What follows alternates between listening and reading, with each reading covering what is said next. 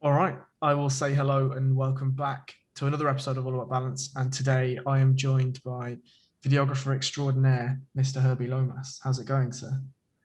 Yeah, I'm good. How are you? Yes, well, my friend, well. We were just talking off air about the work that you've done recently. Obviously, you published that a couple of days ago now. Yesterday.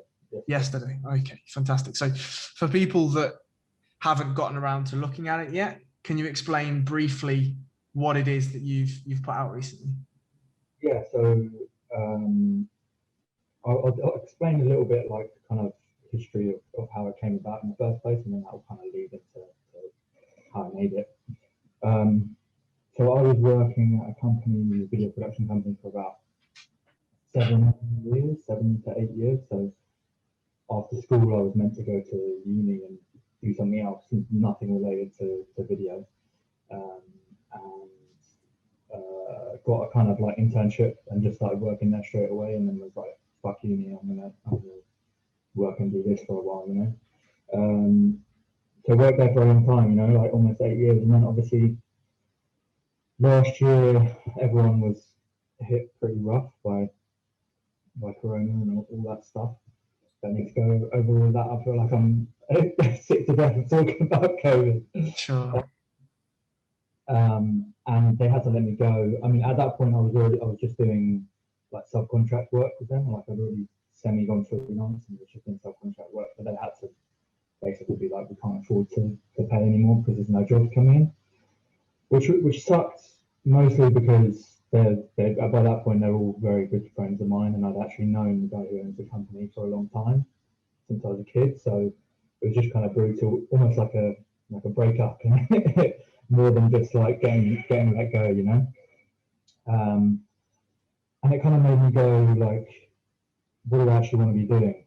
What do I actually want to be doing with my life? Do I want to? At that point, I'm like very much into jiu-jitsu and competing a lot. In 2019, I competed a lot and was kind of like, I think if I'd stayed working there, I would have just carried on with the jiu-jitsu and worked full time and saved enough cash to eventually open my own school one day, which is a whole another conversation to have. But after that, after I got let go, I was kind of like, yeah, what do I do? And start thinking about ways I could not only make money but also just be creative and create some stuff. And what do I want to do? And then came up with this idea, a martial artist journey, and in my eyes, in the UK, there's quite a lack of like high quality content for martial arts. There are some people like the Grapple Club. I love that they've been a massive inspiration for me over the past few years, like since they started. And all the production on Polaris and all these shows is like really really good. But other than that, to be honest with you, I don't think it's up to par with where it should be. And my idea was kind of like, tell the story of different martial arts in each episode and focus on one person's story and journey through that. And then the first episode came about where Bradley Heason, who's in the first episode, he's an old friend of mine, and he started Muay Thai and I started Jiu-Jitsu at the same time, and he was friends with my friends who he went to uni with. But then every time I come up to Leeds to see my mates, there's all the like normal getting pissed and getting shit faced and all that stuff. And then me and him would have these chats about martial arts, and then as we kind of went through the ranks, as it were, just kind of like became really, really close friends. And so he was the first person that I wanted to kind of do one on. And then I sent him the storyboard at the end of last year, and then we started kind of like talking about dates, and then we started filming in when things started opening up a little bit more. So we filmed a little bit before the gyms properly opened because he was still doing privates and stuff like that. And then a few days after April 17th or whenever it was, that all these arbitrary dates have kind of mixed into one at this point. Yeah, and then it kind of finished at the beginning of June. We finished filming, and I was editing it as we went, and then finished midway through midway through June, and then there's just kind of little tweaks since then. But yeah, the idea, the concept behind it was literally just to kind of showcase different martial arts in the UK through the lens of someone's journey. Yeah, I really like that. I think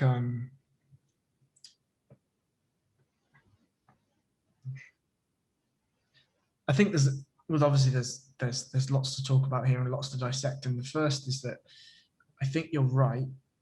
There is a lack of exposure for other martial arts other than grappling, right? I feel like whilst in a lot of ways grappling is underexposed, it's also garnered a good amount of content creators for the position that it's currently in.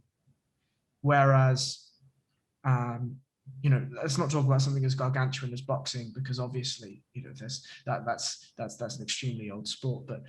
But taekwondo, judo, wrestling to some extent in the UK, Muay Thai, kickboxing, all of this sort of stuff is, in my opinion, as you say, heavily underexposed, and there is a real lack of content creators in it, and I wonder why that is, and I suspect one of the reasons is because of the audiences that are attracted to those sports and the mentalities of those people that are attracted, and maybe we can get into that later on our second sort of topic. But I think it's really important to shed light on the sports themselves, but also the people, right?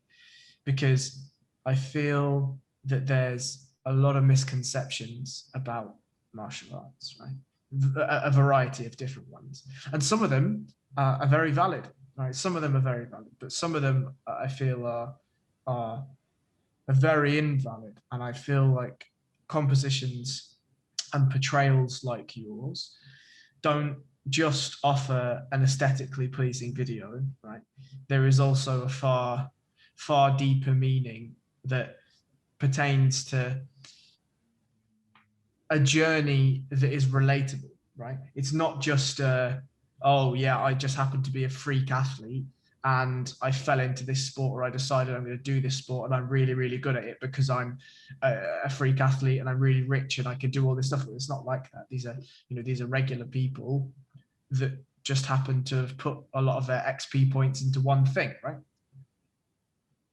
Yeah, you know, one of the kind of, when I was starting Lomas films, and like one of my friends, he's a marketing guy, and he was talking to me about what's your brand identity, and how to you know, just asking me questions that I haven't really thought of. You know, I was just like, oh, I'll just put a website together and a logo and all that stuff, and then it'll be fine, you know.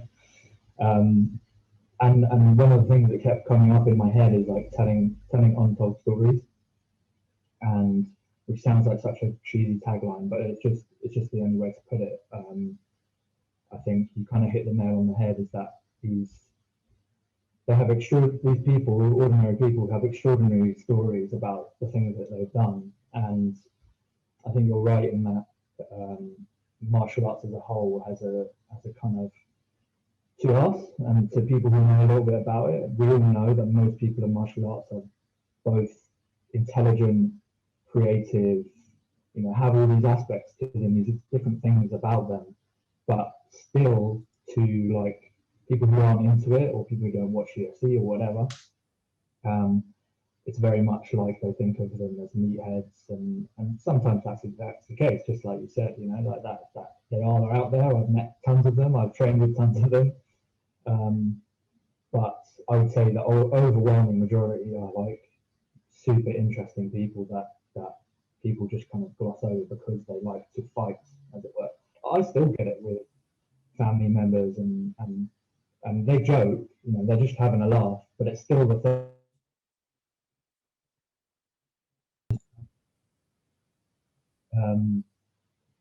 And sorry, that recording in progress just threw me. Yeah, telling those stories, and kind of showing that there's something else to these people and something else to practicing these arts is kind of the main reason, one of the main reasons that I decided to do it. Yeah, I think it's important, because I think that that notion expands out into things, into society in general, right? There's lots of misconceptions of humans these days, right?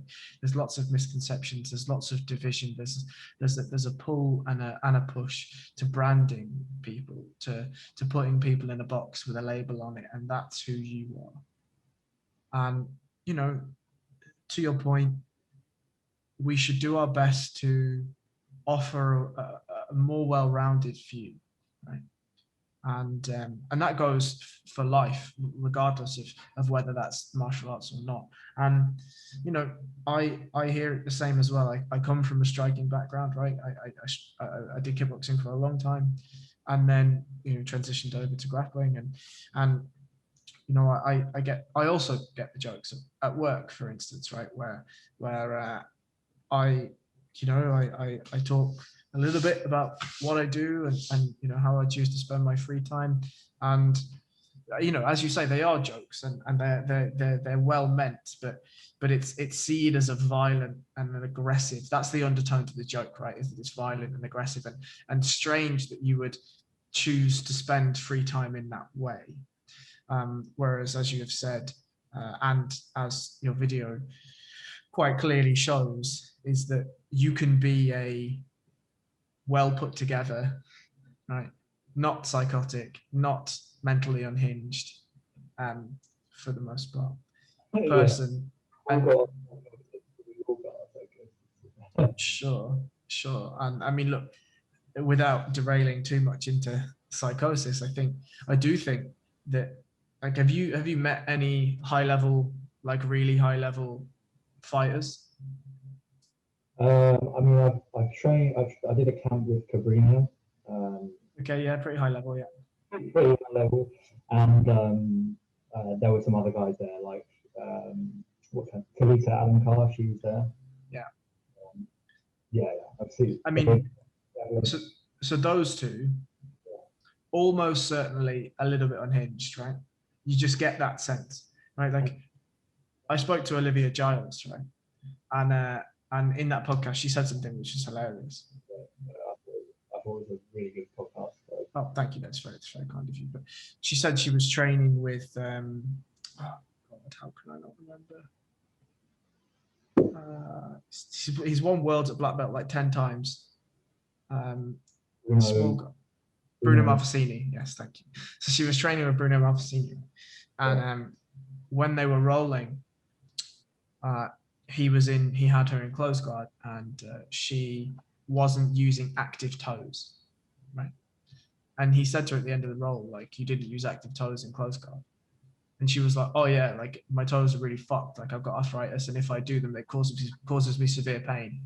And he just looked at her and was like, oh, okay, cool. You don't want to be a world champion, no problems. Well, that says it. But that's elite mindset, isn't it? And it's something that I've kind of, because at purple, when I got my purple belt, I was like, I'm going to compete as much as possible, and I threw myself in the deep end with no gi, because our school was predominantly gi training, but I got heel hooked in a blue belt, the south end sub only, in my first match. And it towards it, or like middle of my blue belt, and I was like, I got to know this shit. Once it happens once, you're like, okay, fuck this. I need to pull my bootstraps up and learn this stuff, and it's something that I kind of, back to that point, it's something that I kind of struggle with, is that mindset of like, it doesn't matter if your body's hurting, you just keep moving, keep I don't care if your toes are broken, go active toes, I think because I was never really a sporty guy when I was younger, never had, and never really, I was much more smoking weed and, and getting drunk in the park kind of vibe. So I think building that kind of mentality when you're competing is something that has been it's just hard, it's a different thing. For sure. And I mean, what's the plan with with the episodes? Do you have more lined up? Have you got something that, because I wanted to ask some more, I guess, broader questions about the whole idea. And one of those is you know, is this going to be a long-standing series? Is this, you know, what's the plan? Yeah, so I mean, as long as I don't lose all my money and yeah, um, and become homeless, then that is my plan. That is my plan to keep going with episodes. Like, I already have another one that's kind of in progress. I've filmed the interview for it and filmed some bits of footage and just got to film some more footage basically, which is with my teacher. He has a really interesting story there. He's 51. He's been doing martial arts since he was 7. He's done judo, Wing Chun, Brazilian Jiu-Jitsu, Chinese kickboxing, like just everything basically. He's a proper mixed martial artist, you know. So his story is going to be really interesting. Grew up in Essex in the 1970s, so has some cool bits in his interview. And then after that, my plan was kind of just get those two in the book. And already since posting that one, I've had people be interested in doing more, and there's some couple feelers that I put out to people. I had a list before I even started of people that I wanted to do it with, and they're kind of like, you know, I'll get there, but I wanted to get these two done because they're close friends and training partners, and then kind of just see who else wants to do them and try to make as many as possible. Sure, I like that. I like that. And from a technical perspective, how do you, this is a very selfish question, but from a technical perspective, how do you frame the story, right? Because you say you edit on the fly, well, not on the fly, but you're editing as you go. Like, do you have the video in your head before you film it, and then you film it to match those requirements, or do you film what's there and then piece it together afterwards? So what I've been doing is kind of, so just to give you some context, like I worked within a production company where I wasn't the main camera operator, the main editor. I was a part of the process and I was a producer, but I was much more not doing behind the lens stuff. It's more like organizing shoots and stuff like that. And I did animation and video editing for a long time. But as an actual camera operator, I didn't do that much at my old work. So this is just kind of like how I've decided I'm going to be doing these things. It's all up to me. Is what I did is storyboard out my rough idea of what I want the film to be. Luckily, with the first two people, like I knew a lot about them already. So before I even did the interview with them, I could kind of be like, I know your story roughly. Let me map out how it's going to work. And then what I do is write up questions that relate to that storyboard. So say if I know I'm going to go from, say with Bradley, we started with when he was younger, what kind of sports he was into and how he found Muay Thai. And then when he went to Thailand, you know, we became more serious about him when he went to Thailand, and then KO and, you know, the rest. So I wrote questions down for all those scenarios, and, you know, like, what was it like when you were younger? Did you do any sports? Blah, blah, blah, blah. And then the next section would be, what was Thailand like? And a list of questions for that. And so I did the interview first. And then what that kind of did is, like, I have this rough storyboard, or like, I say it's rough, it's like pretty worked out, but, you know, I have room for growth and room for creativity. But then once you've done the interview, it's like I start cutting it down, and I do one pass where it's just cutting out like big, when I'm talking, and big sections, and then another pass where it's much more fine tuned, and then another pass where it's ums and ahs and breaks and stutters and all that stuff. And then as you're doing that, you know, just ideas just start coming to your head, because you're like, oh, he said this about this, I can make this, or I make notes of like what to shoot the next time we film. And I've really enjoyed doing it that way, where it's like a continuous, like, rather than here is what I'm filming, or the total other way, which I've had experience of before, where you just go, oh, we'll just turn up on the day and we'll shoot what we have a general idea, but we don't have a drawn out storyboard, blah, blah, blah, blah. Having a mixture between the two has just been so much fun because, you know, I have a concrete idea in my head of what it's going to look like or what I feel like it's going to look like. But then with that freedom to just kind of like on the fly or the day before a shoot, be like, oh, review the interview and see, oh, okay, I can shoot this and this and this. And we ended up shooting stuff that like I never planned for, but then you're there and you're like, oh, let's do it. You know, little tidbits where he's like talking to a mate off camera. So I didn't have that in the storyboard, but once you're there and you're filming it and you get into the editing room, it's like opportunities start coming up. Yeah, I really like that. I think that's a really cool, like it's I think there's something, and maybe this leads in quite nicely to our next topic. And for those that haven't managed to see the video yet, I'll post it in the show notes, and I'll post it in the podcast stories and my own stories and all that stuff. But it's something that I find is really interesting about videographers and whatever is the candid moment, right? That you can tell, and this is a feeling I got from yours. Now, obviously, the interview it's not staged per se, but it's quite clearly he's sitting there to answer questions that you've asked him, right? Like that's obvious. But the rest is done as if nobody knew that you were there, right? And I love that style. Like I love the style where you catch the moments that nobody else sees. Like that to me is the magic of both combat sports photography and combat sports videography, right? Is when, you know, sometimes you catch glimpses of it when you're in the gym yourself and you're training, whatever, and something will just happen. It could be really nonchalant. It could be really, you know, just could just be somebody's look. Right? And that moment that you're able to capture is fantastic and adds the depth and adds the weight and the context and all this stuff, right? And I really enjoyed that element of the video, right? I think that is a real skill in itself to read a situation behind the camera and allow yourself to shoot that in a way that isn't intrusive, right? Yeah, thank you. I really appreciate that. It's kind of my idea with them was there are kind of mini docs, but they're also short films, and that's why I called it short film because it's like a mini doc with cinematic aspects. So I didn't want all the kind of B-roll to be like him talking to me behind the camera or like him looking at the camera. And no, I want to shoot cinematically, but it still feel like someone telling a story, you know. A big influence for how I did the interview was I don't know if you've seen it, Old Country, Wild Country.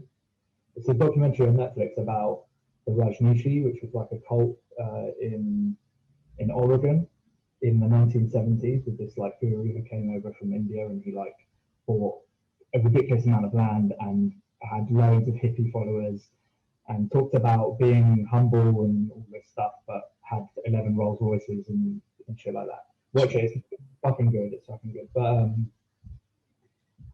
the interviews were like all that kind of like low angle, so the camera was almost like level with the seat, and you get to see a lot of the background. So it's like it looks cinematic, but it's very, like you say, you can tell that it's him telling a story, not me setting up him chatting, you know.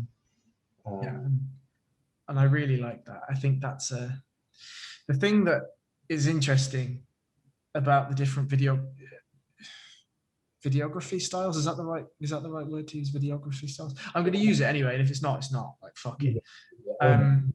But yeah, like the different videography styles that you've got. Like one of my friends, Steve, aka Rolling Shutter on Instagram, like the way he shoots video is very different to how you shoot video, to how Grapple Club shoots video, to how Josh Howell shoots video, to this and that and the next person, right? Like, and I find that fascinating. Right? It's like it's almost. This is a part that I think is really interesting. Is it's not just an expression of the story that you're telling. It's also in some fashion, whether consciously or unconsciously, an expression of yourself and what you like, right? And I love that because I think it also tells a story about the person as much as it tells a story about the subject and everything else. Do you think consciously about that? I mean, hindsight is a beautiful thing, and I'd like to say that I thought about that, you know, as I was filming. But yeah, it's amazing. Like I would say that no, I don't. It's not a conscious thought as it's happening. But now that you said it, it's quite an interesting thing. It's like you spend like, dude, I was like editing. I've never done this before in my life. I used to not really be a fan of editing unless it was like a cool project. But I've done a lot of corporate stuff in the past, which is not not the kind of stuff to be doing. But I found myself like editing at 11 p.m. at night or going into the video, which I never did before. And all these kind of all that time you put in, you don't realize that you're kind of at the same time as, like you say, telling someone else's story and telling a story about martial arts. You're actually telling the audience about yourself in the way that you created it. Which is actually quite a weird thing to think about afterwards, but it is cool. It's like a 3 or 4 way conversation, you know, like Brad is telling his story, Muay Thai is telling a story there. I'm telling the story through the lens, but then I'm also telling a story about myself, which is cool to think about.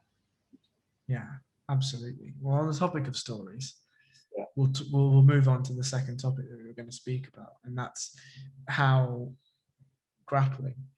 Let's start with that. Actually, like I say grappling rather than jiu-jitsu, right? And the reason why I say that is because I feel like at this point, okay, there's a tangent coming. I can feel it.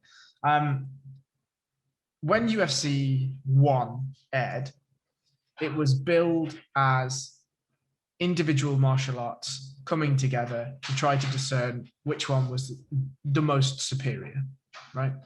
Now, it happened that on the night, Royce Gracie managed to, you know, get some chokes and things worked well for him, right?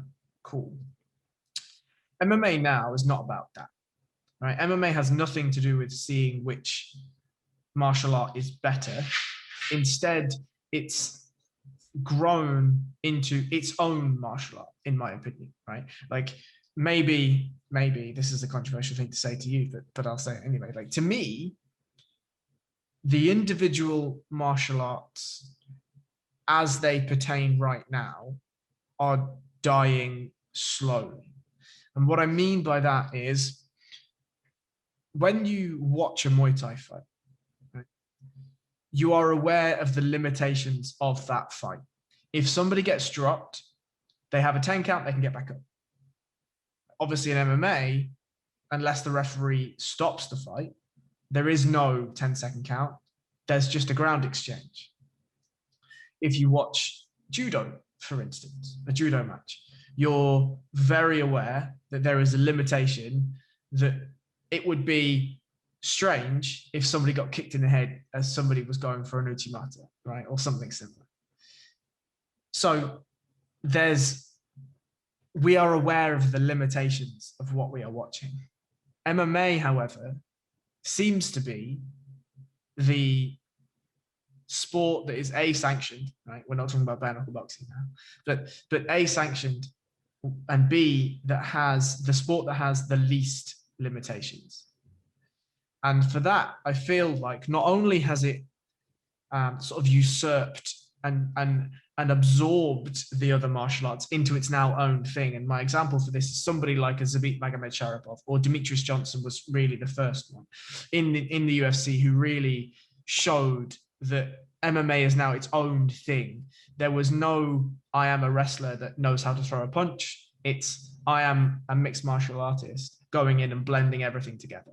Now, that's not to say there isn't a place for those individual sports. There absolutely is, right? Obviously there is. But I feel like all these things have now amalgamated into one thing, and that's MMA, right? I feel the same when it comes to jiu-jitsu. Like before, it was, oh, there's judo, there's wrestling, there's sambo, there's, you know, folk style wrestling, then there's jiu-jitsu, then there's gi and no gi, right? I mean, okay, sure. Whereas now, like you could go into any jiu-jitsu class and you're going to find double legs. You're going to find snap downs. You're going to find throws. You're going to find like catch wrestling stuff. You're going to find folk wrestling stuff. You're going to find lots and lots of different styles in a jiu-jitsu class. Well, then it's not a jiu-jitsu class, is it? Right? It's grappling. So I say grappling for that. Would you agree or disagree with that? I mean, it's funny that you say, like, I've always looked at jiu-jitsu as the mixed grappling, like the mixed martial arts and grappling. Like, Right. to me, it's always been jiu-jitsu. It's not just jiu-jitsu. It's judo. It's wrestling. It's sambo. It's those things. It's all those things together. Maybe other people would disagree with me, but I've always looked at it that way. So jiu-jitsu kind of picks and chooses what it wants from all these different things. So in that way, like I would agree, it's grappling now. It's grappling now. And if you're neglecting any part of those things, you're an idiot. Like if you're not doing the things that you should be doing that encompasses grappling, as a martial artist, if you call yourself a grappler or whatever, if you're not doing those things, if you're not doing double leg takedowns, you're not sprawling out every lesson, you're not doing throws, tricks, leg locks nowadays is like you have to be doing that stuff. And we talked earlier, like that kind of eureka moment where you're just kind of like, oh, I need to know that shit now. I definitely agree. It's grappling. It's grappling nowadays. And now, obviously, I'll be like jiu-jitsu because I'm a jiu-jitsu guy. But with that description, it's definitely grappling nowadays. Things are changing. Yeah. Yeah, and I think the reason why I think it's grappling is the biggest event in gi is the world's, right? The biggest event in the judo gi is the Olympics. The biggest event in no gi grappling is probably the Olympics for wrestling, but outside that, it's ADCC, right? And ADCC does not brand itself as a jiu-jitsu competition. It brands itself as a grappling competition, right? And that's because they promote wrestling, but they also promote submissions, right? And I think really that's where we are, right? There is obviously, and if we separate gi and no gi for now, because I do think they are different sports, I think there is absolutely going to be a gi grappling and then grappling, right? You can see elements of wrestling, jiu-jitsu, all of the sports together in ADCC, right? You could you go and watch fucking Rustam Chiziev, right, or whatever his fucking name is. Like that dude does not know how to lie on his back. He sleeps standing up in a wrestler's stance, right? And then John Blank's like, cool, watch this leg look, right? Like there's it is the amalgamation. But what's going to happen there? It is the same thing that happened in MMA, right? Initially, you had a wave of wrestlers coming, wrestle boxes, right? And they just dominated. Then it was the era of the strikers. Then there was a smattering of jiu-jitsu specialists, right? Shout out Damian Maya. There was a smattering of jiu-jitsu specialists. Now we're back to the equilibrium that is wrestling is king, right? Grappling is king now. You know, Damian Maya, the reason why he's retiring in a couple of fights is because jiu-jitsu doesn't conquer all anymore, right? Damian Maya isn't a wrestler. He has a really good broomstick single leg takedown if you can get you to the fence. But other than that, it's peak, right? Like it's not looking good. Right? Whereas you have the greatest example of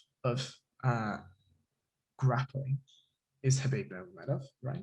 And that half guard system and his wall work and his, you know, he never shot open, I mean, not often, open cage takedowns. Why? Because he had built such a system against the cage and all of this stuff. And those things were absolutely amalgamations of wrestling and grappling. Right? So, wrestling and jiu-jitsu. So, you know, I like to call it grappling. Now the question that you posed to me, God, maybe 8 months ago, 7 months ago, however long it's taken us. yeah, however long it's taken us to get this fucking podcast going. But and that was, how do we grow the exposure of jiu-jitsu, right? Which we're now going to call grappling. What are your initial thoughts on that? I mean, part of it is without trying to be toot my own horn is content. Like good content that shows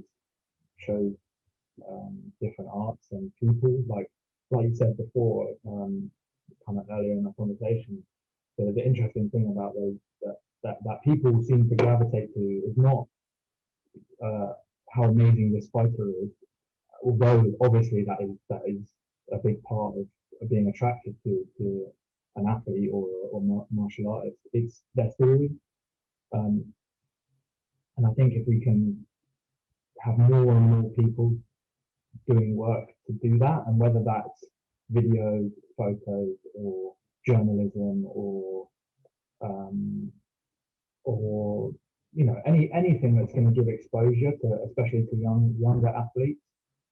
Um, I think that's a step towards that. I think another thing maybe is like implementation of grappling in schools as a sport. I think that for all, in Abu Dhabi they have made it a part of their curriculum, and you could list off issues about Abu Dhabi from other perspectives, but in terms of that, I think that's an amazing thing to do. Um, to have that in the school system. Like I don't know how different my life would have been if I had found jiu-jitsu earlier. And I'm not saying bad or worse or bad or better, just different. It could have been totally different. I could have grown up with such a different mindset, such a different confidence in yourself. And it doesn't have to be grappling, but martial arts in general, I think, needs to become a bigger part of sport curriculum. When I was doing this film with Brad, he was talking about how when he went to Thailand and he's seeing kids who are having fight, and they've had 100 fights by the time they're like 15. But over here, it's fighting, it's bad. Like you're not allowed. Western culture is like if you fight, you're a bad person. And you meet Thai people, and they're so chill, man. Maybe part of the reason is like they've been fighting since they were in nappies, I don't know. I think that will be a part of it. Exposure, and then having some sort of curriculum where there's grappling or jiu-jitsu or judo or whatever in place. And I know judo is an Olympic sport, but like that was never offered to me at school. I don't know about you. That was literally like, you watch Olympics one year and you'd be like, what are these birds doing in pajamas? Like at school, it's like football, rugby, cricket. Pick one. Mm-hmm. I think those two things would be a massive step forward and kind of the exposure of it all. So I think the thing that I would add to that, and I'll give my thoughts in a second, is regulation and professionalism. Right. The big problem. So okay, let's talk about your points first, right? So exposure, absolutely. Like I think there are so many gyms in the UK that have fantastic setups, right? But they are missing an absolute trick by not using photographers and videographers routinely to promote themselves, right? Now, you could be as a gym doing just fine without it, right? But you could also be doing way better, right? Like I think about Scramble Academy Leeds, right? Who have Rolling Shutter as their videographer and photographer, right? And that place has exploded. Now, it's not just because of Steve, right? It's also because the community has been built by the three fantastic owners and coaches. But if you look on Instagram, for instance, or Twitter or Facebook or wherever it is you get your social media, and you see really professional photos taken of a gym, it's promotion, it's advertising at the end of the day, right? And, we are a species that loves to be marketed to. So why wouldn't you do that? I think about 2 Times Photography at Checkmate Essex is another one, right? A couple of the guys at Fight Zone London, right, do a great job, and a Grappling Club have worked there too. Is, you know, these gyms will grow, and they will grow in popularity because of this sort of stuff. And if gyms grow, competitions grow. If competitions grow, we start to get into the secondary, portions of my point. The first one about, sorry, go on. Trickle down effect. It will trickle down, exactly, right? And I talk about regulation, right? Jiu-jitsu is an amateur sport, even for the professionals. Right? At the moment, there is, Flow Grappling have done the best attempt because they have tons of dollars, right?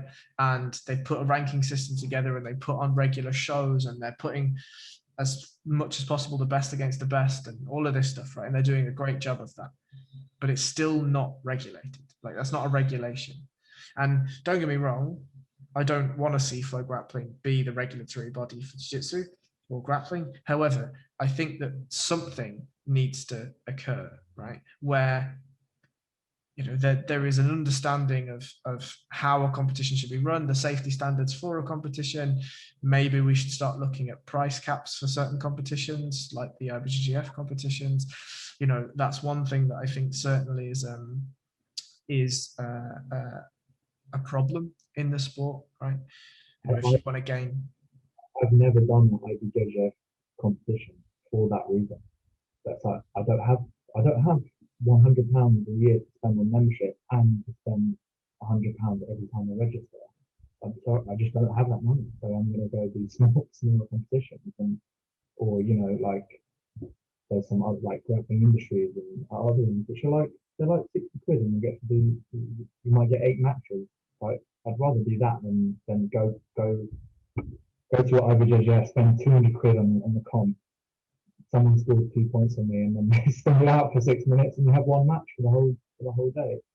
I think it's definitely right in terms of a cap on prices. Like, yeah.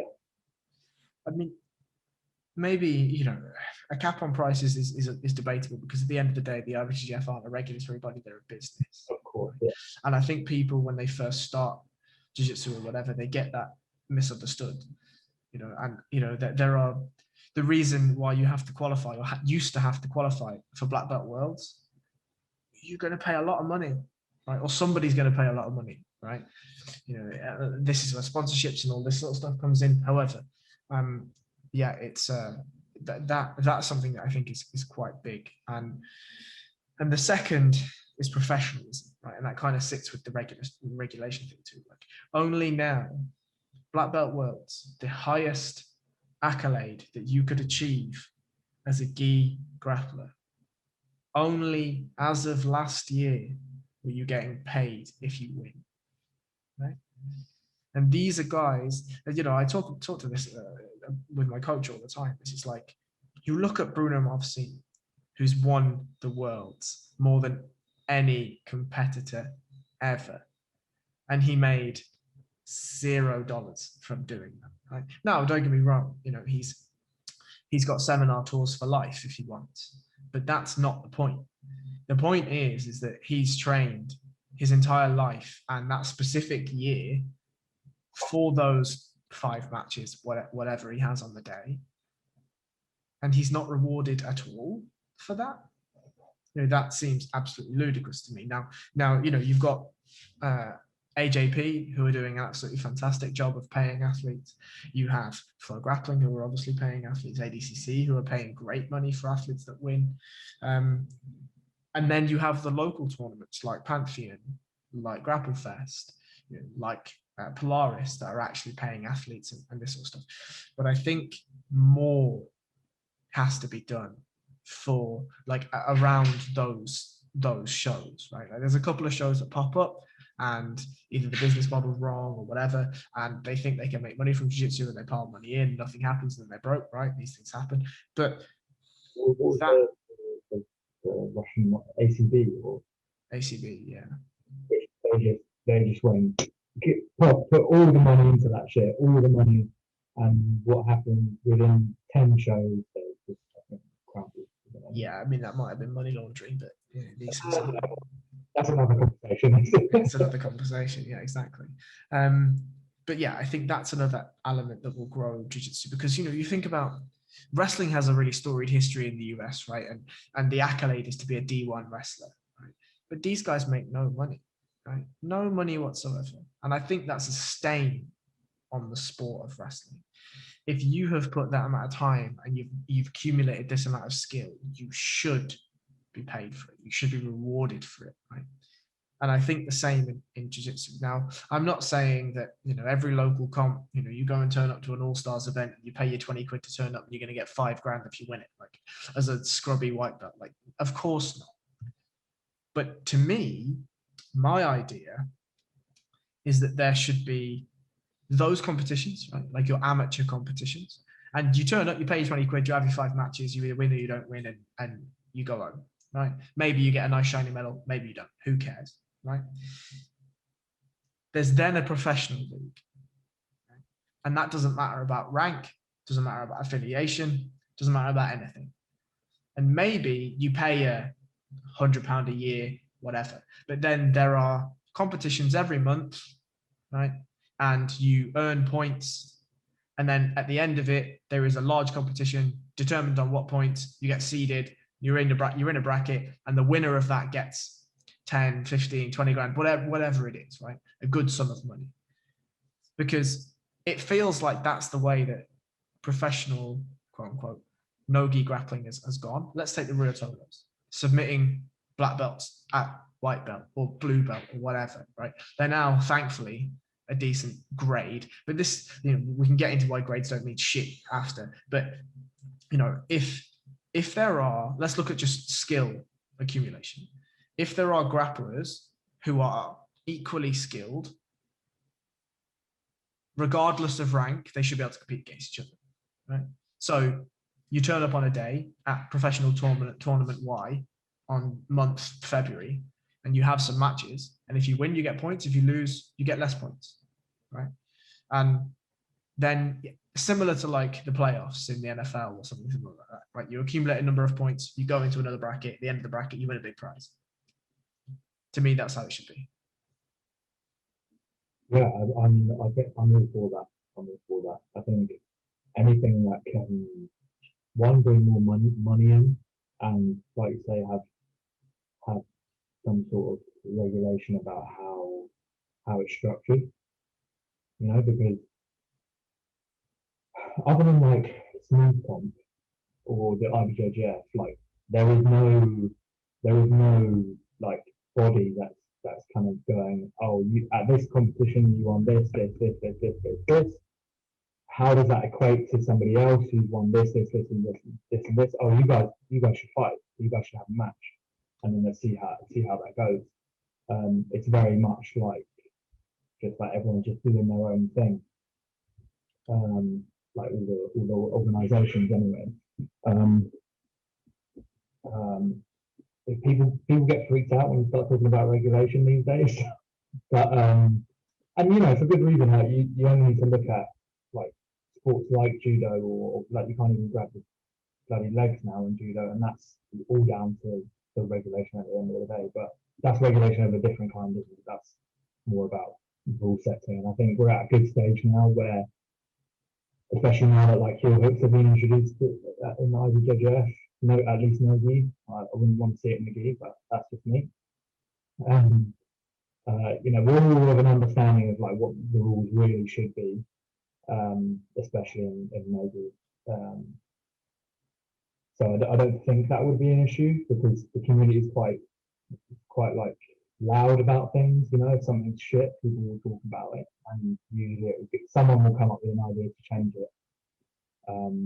But I think regulation of that kind, where you have a league or some sort of point system where I literally have no idea how you'd actually do it, how you'd actually implement it, but I definitely think that someone needs to a few people need to bash their heads together and work out something for that.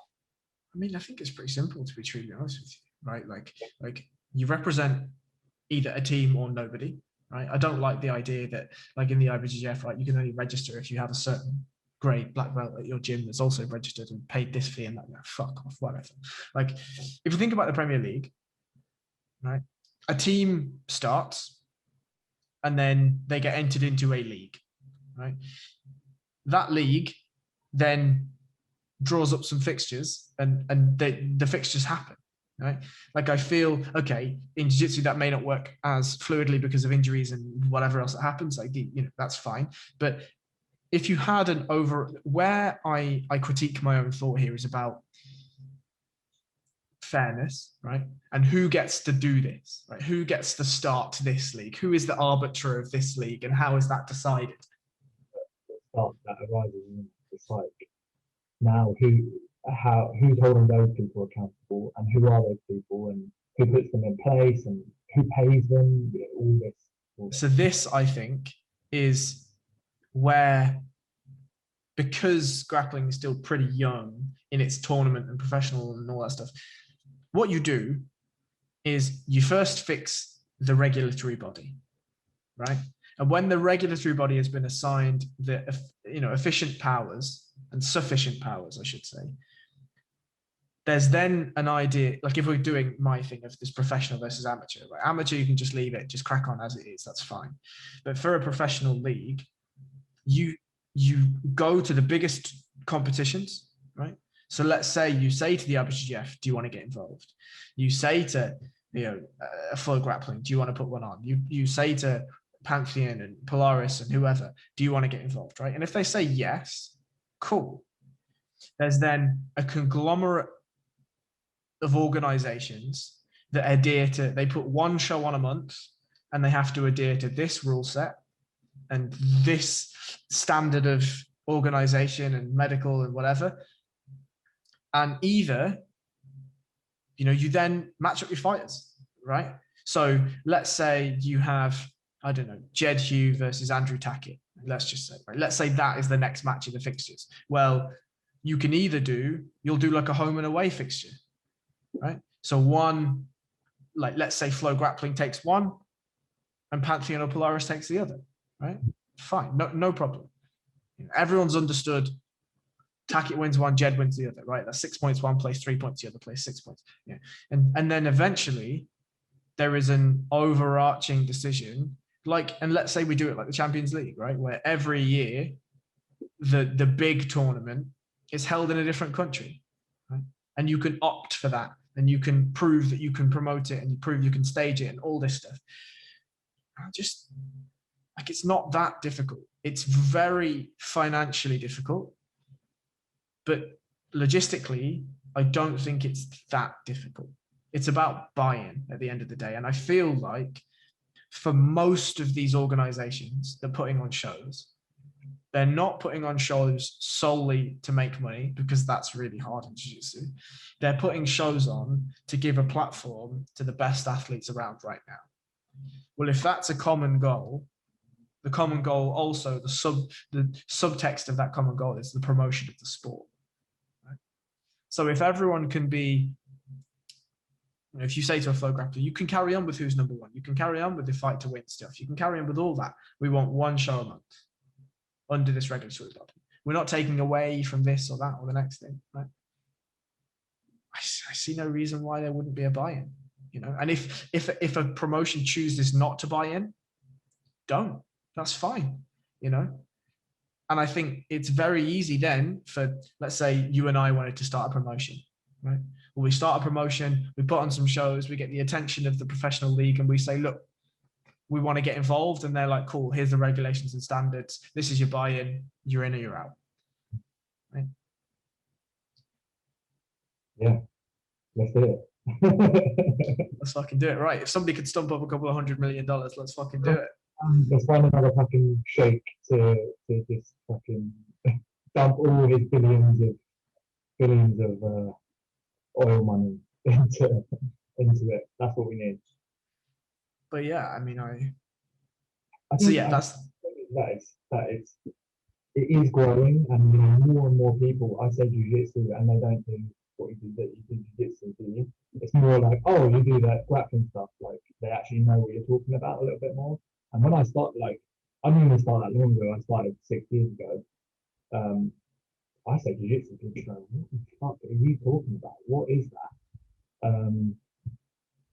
So I think it is growing, exponentially. I hope that's me with my hopeful hat on.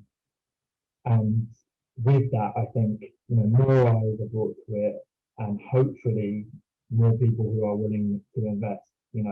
There are billions of people on the planet. Someone's got to have some cash to invest in it, and it just takes them. And goes back to what we were talking about earlier: exposure, good exposure. Just takes someone with that cash seeing a mini doc, or a film about a promotion, or a film about a gym, and being like, wow, that's fucking cool. I want to learn more about that. Maybe I can invest in that, or in a promotion, start my own promotion. I think hopefully the way things are going, and if more and more people can do the things that me and you are trying to do in terms of exposing martial arts and the sport of grappling, we'll get there. I think we'll get there eventually. Yeah, I think so. And I think the last point, maybe this is a point to start rounding this out on, is the other thing that this needs to grow is personalities, right? Like, you can tell as many stories as you want, right? But you need a Lionel Messi, you need a Cristiano Ronaldo, you need an Eric Cantona, you need a Roger Gracie, you need a Marcelo Garcia, you need a Gordon Ryan, right? You need these people to run the cup over, right? People watch Gordon Ryan compete not knowing a thing about grappling. Why? Because he's popular online, right? If we bring a very recent example in, Jake Paul and Logan Paul, right? KSI and whoever he fought. Was it Jake Paul before? I don't know. One of them, whoever it was. Whatever. Like, those guys. Just to say, that's what makes the fact that he's fighting Floyd Mayweather that much more just mind-boggling to me. The fact that he got pieced up by another YouTuber, and then his next fight is Floyd, is just like, sometimes I just think about it and I'm literally just sitting there like, what the fuck is going on? Like, what is going on? Sure. But think about how popular boxing is now with all those other fuckers that didn't watch boxing before, right? Like, this is, whether it's good or bad for the sport, whether it downplays the raw spirit of the sport is up for debate, sure. But eyes on the sport are eyes on the sport. And you can bet your bottom dollar that, let's say, Jake and Logan, over their myriad of this escapade, have brought 100 million eyes. Let's just say 100 million eyes, right? Well, if 10 million of those people stay, if 1 million of those eyes stay, that's amazing for boxing, right? Amazing. And I think Gordon, for all of his flaws, right, and all of his opinions and everything else, he brings eyes to the sport, and you can't argue against that.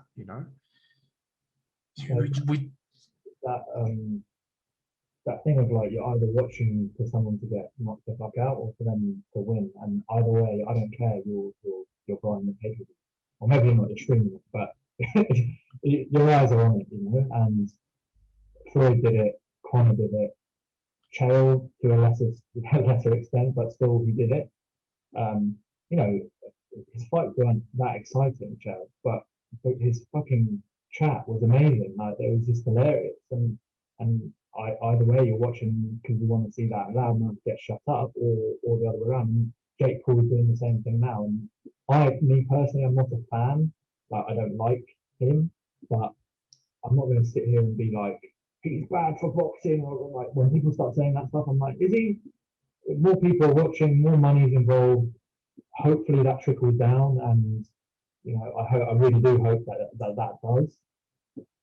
Sometimes I get a little bit worried that, like, although there's more eyes, that doesn't actually trickle down to like, it's like he's getting paid because he's a personality, but that's not going to make the undercard earn anymore, you know. But maybe that's wrong. Yeah, I mean, the one thing I spoke about this in the MMA breakdown that will come out tomorrow is that you can like him or dislike him. Now, this could be part of his shtick. This could be part of his character. I don't know. But he talks every time he's on the mic about fighter pay, particularly gunning for Dana White, right? And whether he's saying this stuff because he truly believes it, or whether he's saying it because he knows that it's controversial, he knows it's evocative, I'm in for it. I am really in for it. It doesn't matter. Like whether I've thought about this a lot over the past year or so. It's like if someone's intention is to just drum up hype or whatever, but they're saying the thing that everyone's thinking that needs to change in MMA or whatever it is, football, whatever it is. It doesn't actually matter that their intention is the wrong way, because they're still, that thing is still now in the limelight, like it's still being spoken. It's like people talk about virtue signaling all the time, especially these days. It's like it doesn't really matter if someone doesn't believe the thing that they're expressing, like, oh, we need rights for these people, but they're actually a shitty person. Yes, I want to know if they're a shitty person, because then it will make me like not buy their shit or whatever. But at the end of the day, if it's like actually bringing more eyes and bringing more ears to a sensitive subject or to a sport or whatever, it doesn't really matter. It doesn't actually matter.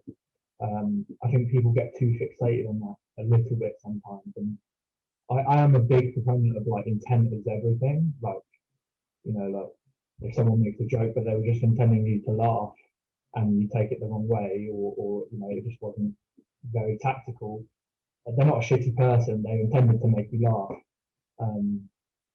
But I think that only goes so far, and yeah, like I already said, I think if someone's bringing more eyes to something, it doesn't really matter what their intent is, like you kind of said. Even if he's just drumming up hype or because he knows it's controversial, still talking about it. All the news outlets are still publishing that clip of him doing that. It's got 1 million views or whatever it is. It's still there. It's still there. I agree.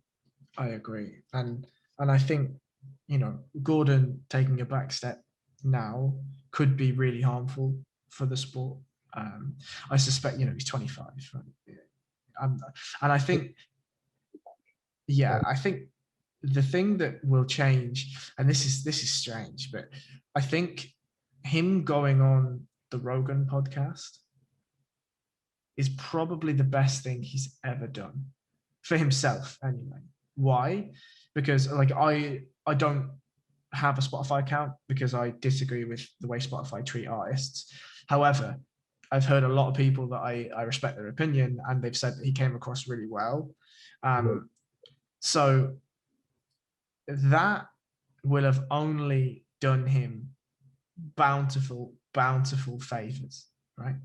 And not only did he then post, whenever, saying, oh, after this, I had loads of doctors get in touch with me, and it looks like some people know what's going on, and I might be on the right track, and all this stuff. Right? Not only is that fantastic for him personally, but him being around and actively competing is only going to grow the sport because of the way that he portrays himself in the public. And I think going out and showing people there is another side to him, which, let's be honest, the social media stuff a lot of the time is just a character, right? I think we know that, right? John sort of alluded to that a few times, that actually in the gym he's as good of a teammate as you could possibly want, right? He realized there's a very small period before he got his black belt where he was competing, and Gary Tonin and Eddie Cummings and all these guys were saying like he is going to do the next stuff, like he is the guy. And he's just like he's just like a normal kid. He just found the thing that he loved to do. And I have a lot of mates like good mates who do jiu-jitsu who hate him for that. Like, oh, he's so braggadocious, he's such an asshole. And I'm like, well, is he? Have you met him before? Have you had a conversation before? And there's things that he says that I don't agree with, like a lot of this stuff in politics. And like, you're 25, maybe you should stay out of putting out all your political views on Instagram. But that's just me. That's just how I am. I don't like to spray that stuff across social media. But I think as a person, like I could never say that he's a shitty person, like, or that he's a dick. It it's all persona, isn't it? It's all you're an athlete, and like you say, if you're trying to bring eyes to something, you have to be you have to be entertaining in some way. Either you're entertaining as an athlete, like you're an incredible athlete, or you're entertaining in the other way. And if you're both, then fuck me, you're a star. You're going to be a star. You know, we saw it with Connor, we saw it with Floyd, we saw it with him, and those are the people that come to mind who are like that. Not only can they talk a good game, but they can back it up. They really, really can back it up. I mean, so there's a couple of challenges I have. The first one is I don't think it's enough to be just one. No, Right? no. I think you have to be both. Like how many? There's a kind of murky water where you don't. It's not that you have to be this polarizing figure. Like Craig Jones is a great example. Everyone fucking loves Craig Jones, and he's probably after Gordon, he's probably one of the more successful and notorious grapplers. Not on the level of Gordon, but obviously there's not many that are. But he's just hilarious. Everyone loves him because he's just like he's a funny guy. But it's the same idea, isn't it? It's like you're still entertaining in some way. You don't have to be a dick, or you don't have to do this or that or that. Just find the thing that is your shtick.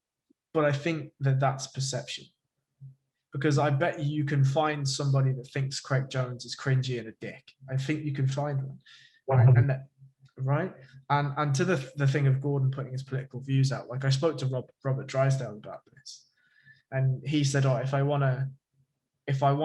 to have some details about heel hooking or maybe some rear naked choke stuff, I'll ask Gordon Ryan.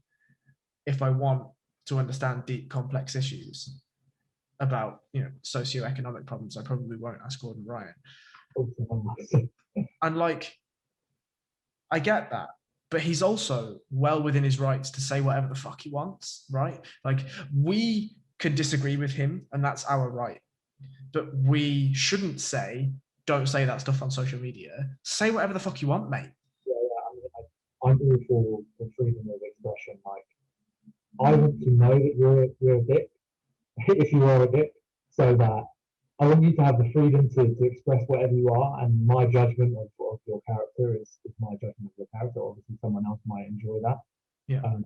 But I'm all for like everyone should be free to say what they want, so that we know what people think about certain things, so that we have more of an understanding of who they are, or maybe who they aren't.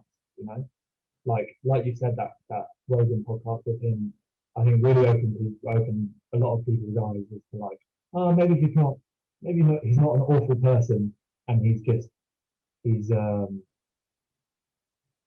has a lot of aspects. Like, we're all nuanced individuals, and people love to pigeonhole people, but that's just bullshit. Like, that is just bullshit. The last thing that I'll say, and again, I think this is a nice place to round this out, is that he's also a child. Yeah. Right? Like, I empathize with him a little bit, because he is the greatest no-gi grappler that jiu-jitsu has seen, right? So when he says those things, it's not really game. He's just telling the truth.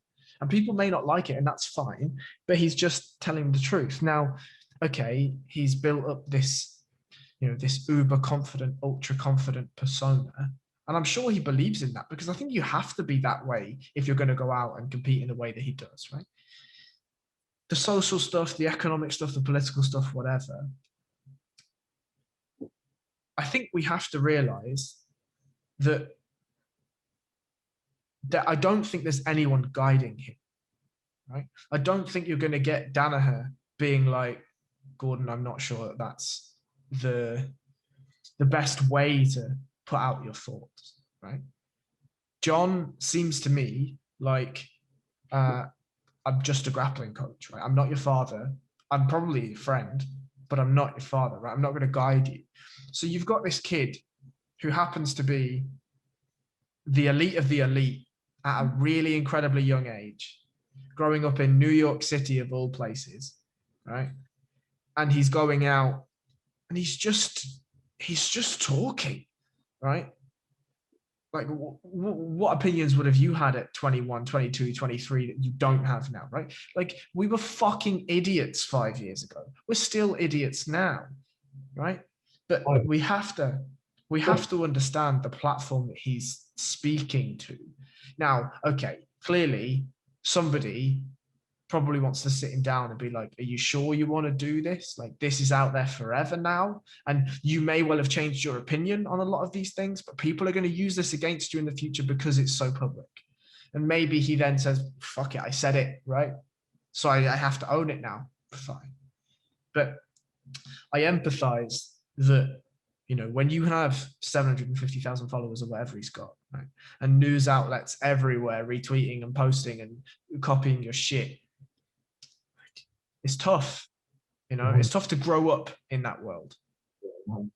And like, even on a lesser scale, like my little brother's 17, and this last year and a half has been really tough on him because he's just been like, so he's meant to be his first year of A level of college, and he's just constantly on social media because they haven't been able to go into school, and I know that it's had a really hard effect on him. And whether Gordon would ever admit that, like I'm sure growing up constantly on social media was pretty fucking weird.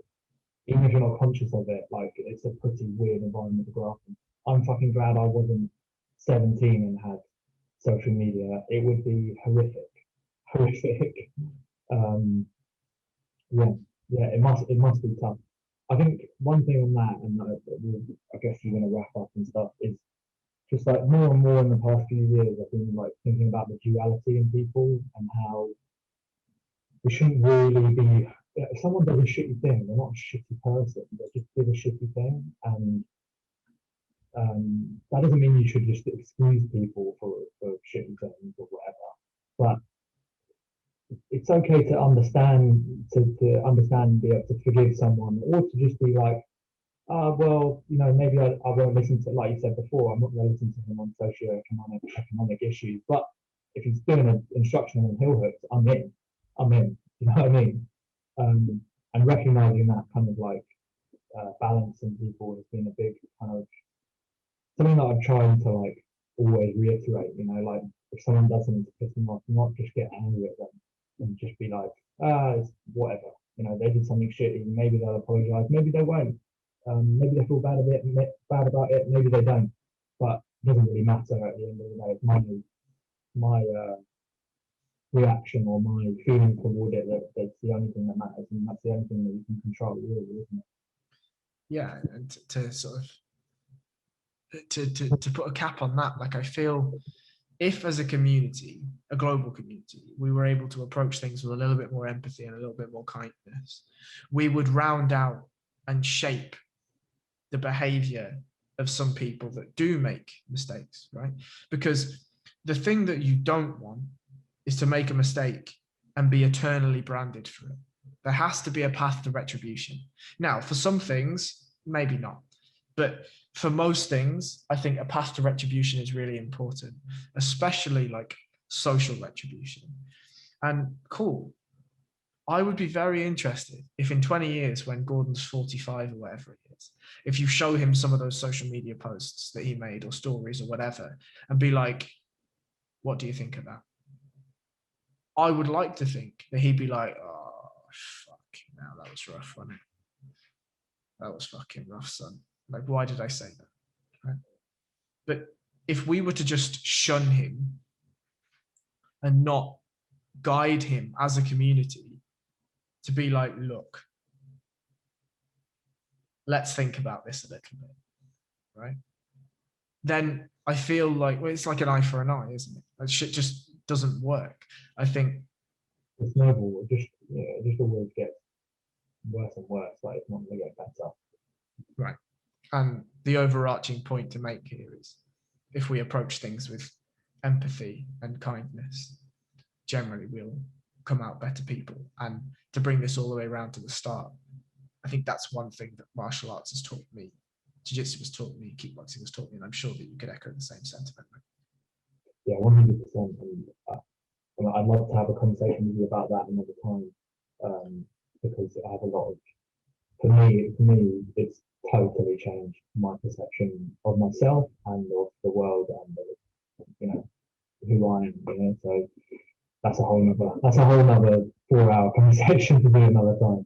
Yeah, so that's for next time. But for now, I will say an absolute massive thank you to you and a massive congratulations. I think the short film that you've put out is potentially the start of something really, really cool. Right? These things must gain momentum, and there has to be financial retribution and all this stuff. But I'd really like to see some more, and I'm really excited to see where they go. Right? So yeah, thank you for putting it out, obviously, and thank you for your time today. It's been really, really fun. Thanks, Harry. I really appreciate having you on, and thanks for the kind words. There will be many more in the future. Can I just give one shout out? Of course you can. Lloyd Cooper, he was on you did a podcast with him a little while. I listened to that at literally the perfect time. I've never met him before. I've seen him at competitions and at gyms and stuff, but never met him, never chatted to him.